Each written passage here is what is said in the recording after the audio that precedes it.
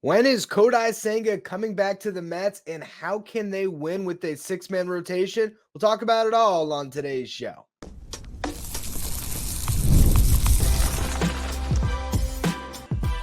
You are Locked On Mets, your daily New York Mets podcast. Part of the Locked On Podcast Network, your team every day.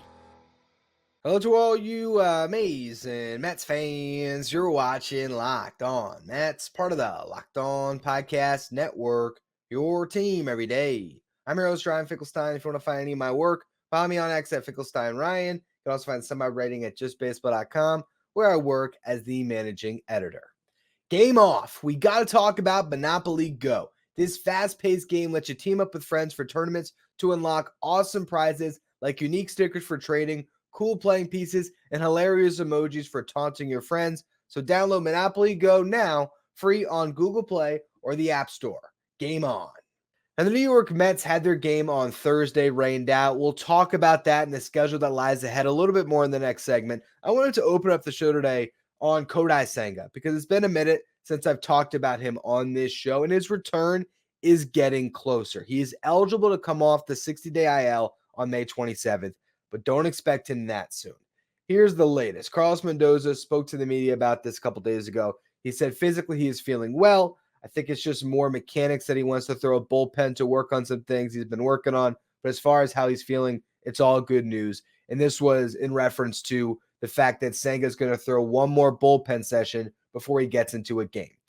Mendoza said it's possible Senga would face hitters over a rehab start after throwing his bullpen session, which will occur Wednesday or Thursday. So we'll see how that bullpen session goes. It might have already happened. We'll learn about it more potentially on Friday when the Mets end up starting their homestand.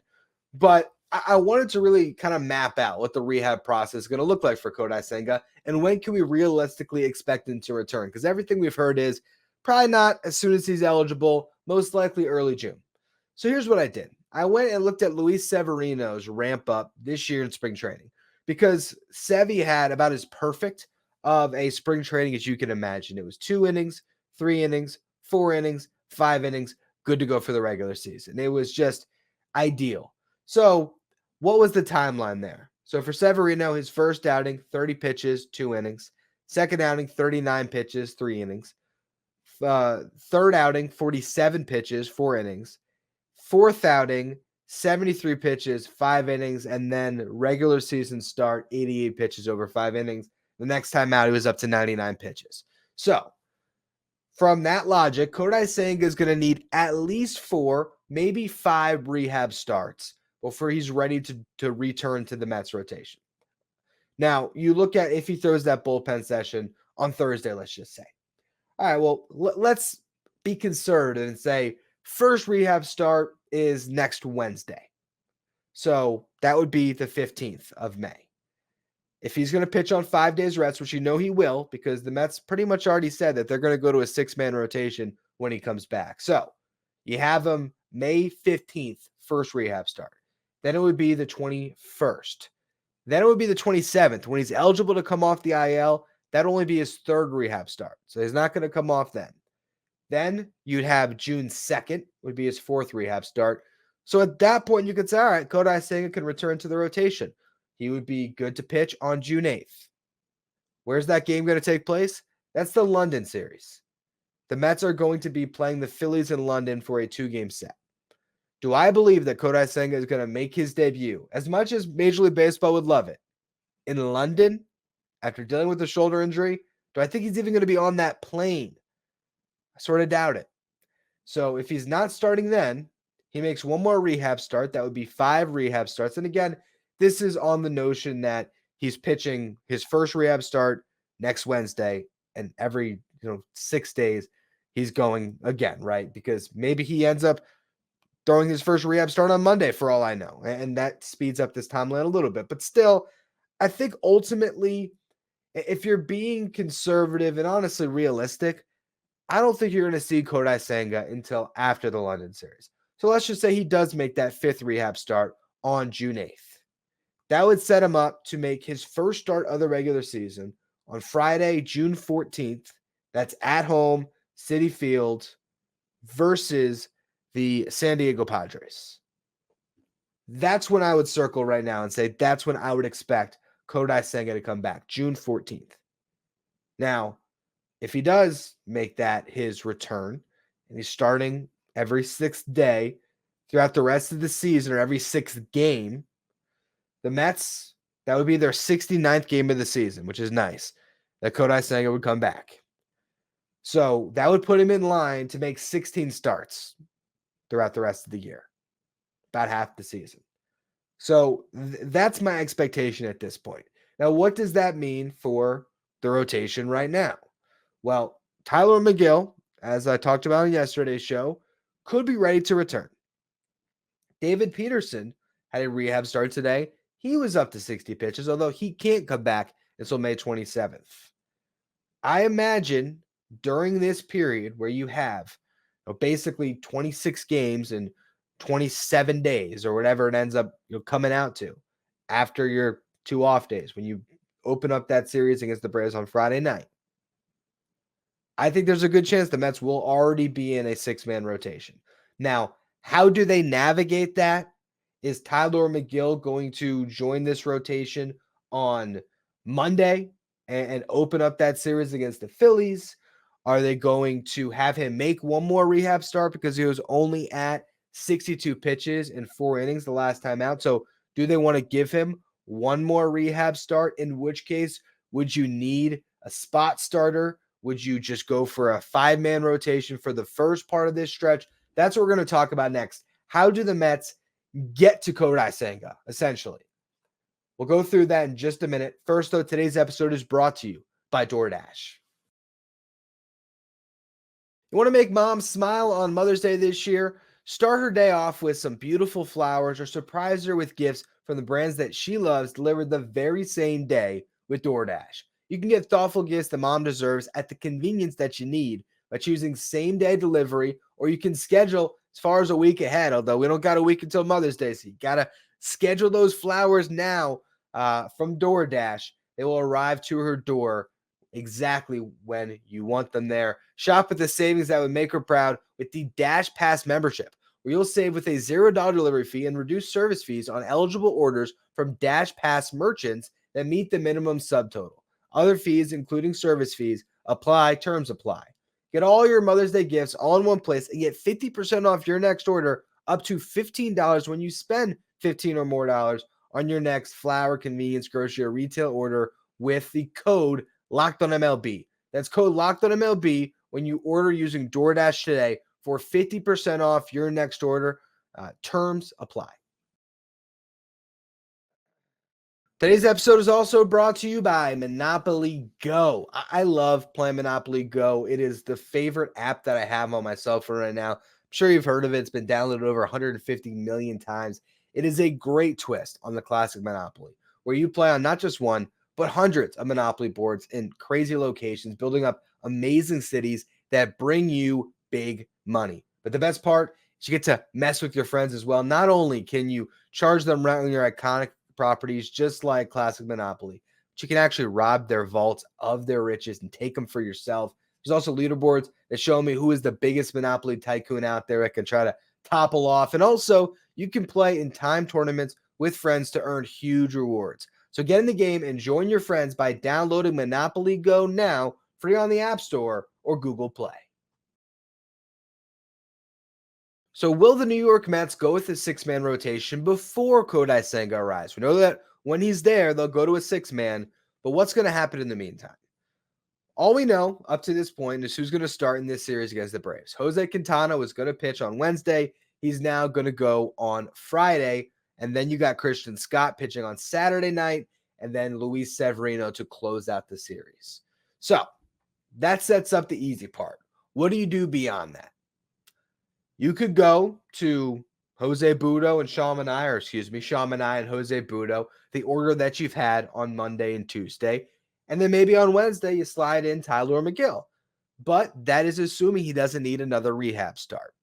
If the Mets want to get him up to 5 innings, maybe get him to 80 pitches, he would be due to make his next rehab start on Sunday. He has made each of his rehab starts up to this point on 4 days rest. So he could start one more in Syracuse on Sunday, and then he'd be good to go following Friday against the Marlins.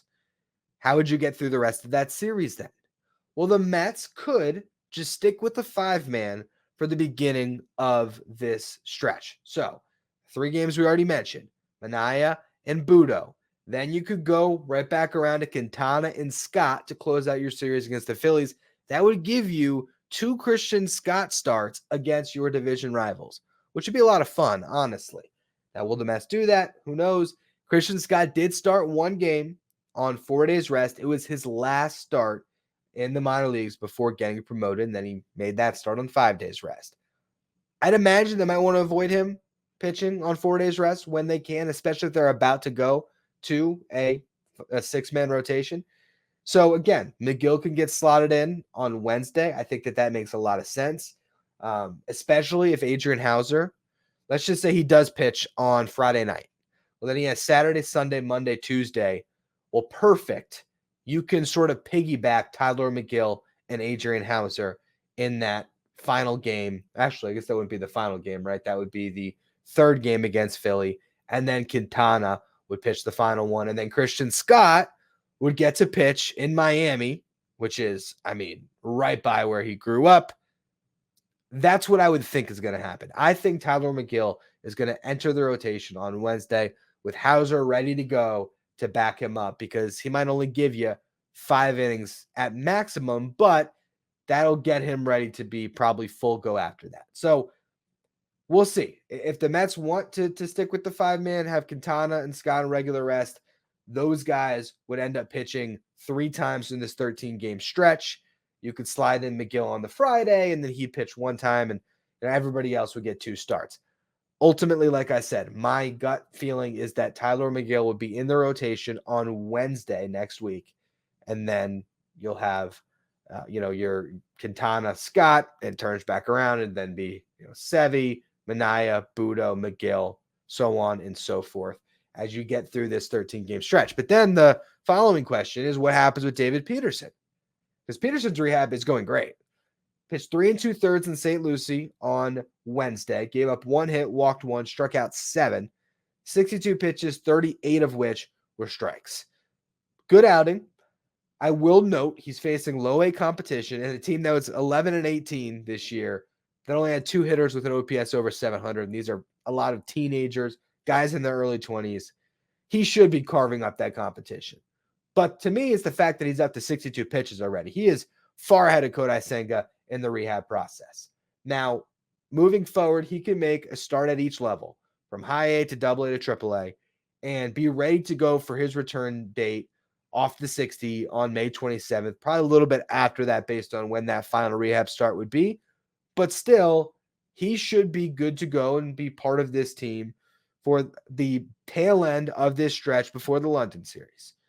So what will the Mets do with David Peterson? Well, easiest thing, finishes his rehab and you just keep him in Syracuse. Option him down.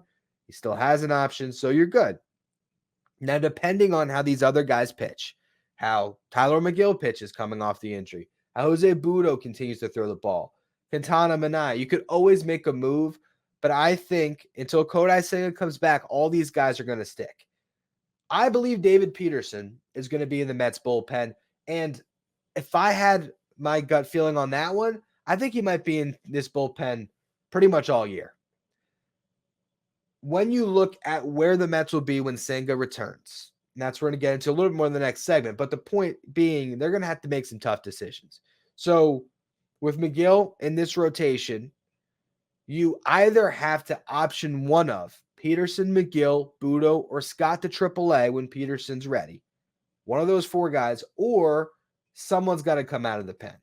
And with Brooks Raley not potentially being available for the rest of this season, only Jake Diekman being in your bullpen when it comes to left-handed pitching, and the fact that Peterson has thrived in limited appearances out of the bullpen in the past, particularly in 2022, I believe David Peterson is going to be a reliever this year, but a long reliever. And I think that's how the Mets can really thrive in the 6-man rotation, by having a couple of starting pitchers in their bullpen that can give them bulk innings where they can have a guy pitch for 3 to 4 innings at a time during certain stretches. So that's what I'm going to talk about next. How can this 6-man rotation come together around Kodai Senga and even Christian Scott to a certain extent. How can the Mets maximize their starting pitching depth and turn it into a real strength for not just their rotation, but their bullpen moving forward? We'll get to that next. First, though, today's episode is brought to you by Prize Picks. Prize Picks is America's #1 fantasy sports app with more than 3 million members. It is the easiest and most exciting way to get in on the action while you watch your favorite sports and players. You just pick more or less than on 2 or more player stats and watch the winnings roll in. You can take your favorite players from the diamond, whether you want to look at Christian Scott's strikeouts on Saturday, Pete Alonso's RBIs on Friday night, the first inning runs. You can take your pick of more or less than, add them to your Prize Pick entry. You can also combine them with your favorite stars from the NHL playoffs and the NBA playoffs right now. There's quick withdrawals, easy gameplay, and an enormous selection of players and stat types, which are what makes Prize Picks the #1 fantasy sports app. Prize Picks also offers weekly promotions and special offers for the biggest moments in sports. Download the app today and use the code LOCKEDONMLB for a first deposit match up to $100. So let's fast forward a little bit. Let's pick up the season June 14th. Kodai Senga making his season debut. How will the Mets fill out the rotation behind him? Luis Severino's not going anywhere. He's in pen, barring injury, the rest of the year. Sean Manaea and Jose Quintana, a little bit more debatable, but I'd imagine they're going to stay in this rotation. Now, by the time that this all goes down, Christian Scott would probably be about 6 starts into his big league career. Through 25 innings in his minor league stint to open up the season. Through 6 innings last time out. I'd imagine 5 more starts, average 5 to 6 innings. Let's just say he's at around 60 innings pitched for the year by the time that Kodai Senga returns to this rotation, somewhere around there. He threw 87 2/3 last year. Does he have 125 innings to play with this year? That's where this would get a little bit complicated when it comes to Christian Scott, because when Kodai Senga comes up, the move could very well be you option Christian Scott to the minor leagues, have him stay there through the All-Star break, taper off his innings. You still have him pitching, but you slow down that innings count to try to get him through the season and then have him inserted back into the rotation at some point in late July and hopefully have enough innings to make it through the rest of the season. I don't know if Christian Scott is going to pitch this entire year and then give you innings in the postseason. I think that that's probably unrealistic. I think when you're managing your prized top pitching prospect now, the way teams currently operate, I just don't know how that's all going to shake out. So here's what I would do if I'm the Mets, and here's what I think they might do. They might just let him go for a while. And then you just see how he's wearing down, how he's feeling throughout the year. So if that's what you're going to do, and you're in a 6-man rotation, so you're protecting him a little bit, I really do believe right now, when everyone's healthy, the best 3 starting pitchers on the New York Mets are Kodai Senga, Luis Severino, and Christian Scott. I honestly do believe that. Now, Sean Manaea, Jose Quintana, they have more experience, but they don't have this stuff of Christian Scott. It's early. This can change. He could look flustered moving forward, but that first start was impressive, and I think that big league fastball is going to keep him in all of his starts, and the fact that he's got a 4-pitch mix now, I think he's the real deal. So, if those 3 are locked in, if Manaea and Quintana are locked in, well, then you're eventually going to get to a point where you're picking one of Budo, Megill, Peterson, technically Hauser. Now, you option Budo and Megill down, you option Budo and Peterson. We'll see exactly how they do it, but if I had to guess, David Peterson is going to be in this bullpen because he gives you another lefty and a bulk lefty, and that can be a really nice Swiss Army knife for Carlos Mendoza. Now, does Adrian Hauser hold on to a spot all year? Does that eventually end up getting swapped out where Budo's in the bullpen or McGill's in the bullpen? We'll find out, but I actually think that having 2 starting pitchers in the bullpen when you have a 6-man rotation could be exactly how you navigate the rest of the season once you get Kodai Senga back.